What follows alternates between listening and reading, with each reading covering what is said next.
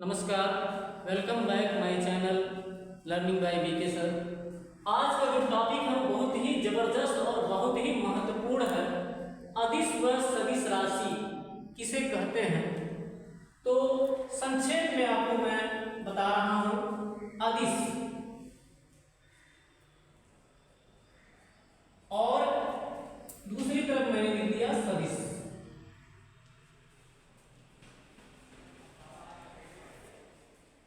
अदिश वह राशि है जिसमें सिर्फ और सिर्फ परिमाण की आवश्यकता होती है, दिशा की आवश्यकता नहीं होती है। इसमें केवल और केवल परिमाण की आवश्यकता होती है।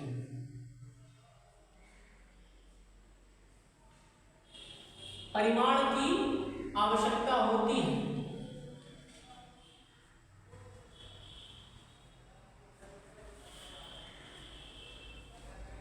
लेकिन दिशा की आवश्यकता नहीं होती है।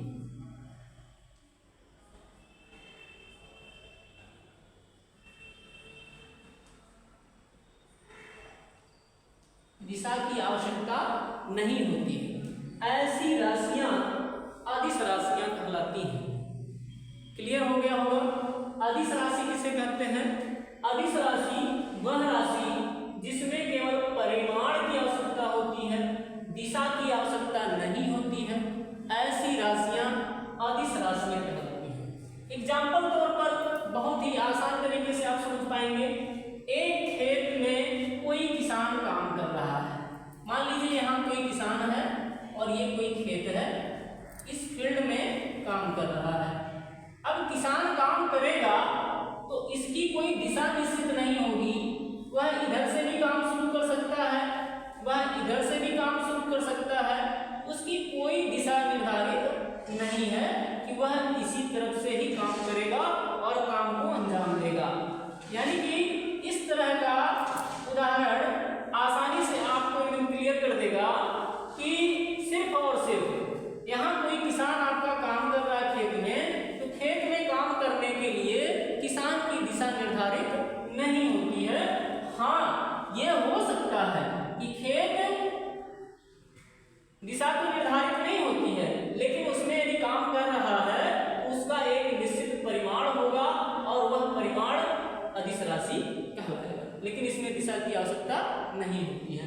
तो हम क्लियरली एकदम स्पष्ट रूप से बता सकते हैं कि अदिश राशि वह राशि है जिसमें सिर्फ और सिर्फ परिमाण की आवश्यकता होती है, दिशा की आवश्यकता नहीं होती है। ऐसी राशियों को हम अदिश राशि कहते हैं। अब जस्ट सेम आपका यहाँ सदिश राशि में सदिश राशि किसे कहते हैं? तो सदिश राशि वह राशि है जिसमें परिमाण और दिशा दोनों की आवश्यकता होती है। इसमें परिमाण भी होना चाहिए, इसकी आवश्यकता होती है, परिमाण की आवश्यकता होती है, दिशा की भी आवश्यकता होती है।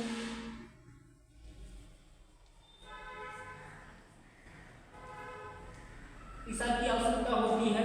यानी कि सदिश राशि वह राशि है जिसमें परिमाण की आवश्यकता और दिशा, अर्थात परिमाण और दिशा दोनों की आवश्यकता होती है। ऐसी राशियां सदिश राशियां कहलाती हैं। और जिसमें परिमाण की आवश्यकता होती है, दिशा की आवश्यकता नहीं होती है, ऐसी राशियों को हम अदिश राशियां कहते हैं। जैसे एग्जाम्पल तौर पर आपको यहाँ बताया गया कि कोई किसान खेत में काम करता है, तो वह कौन सा जो है राशि होगा? अदिश राशि होगा।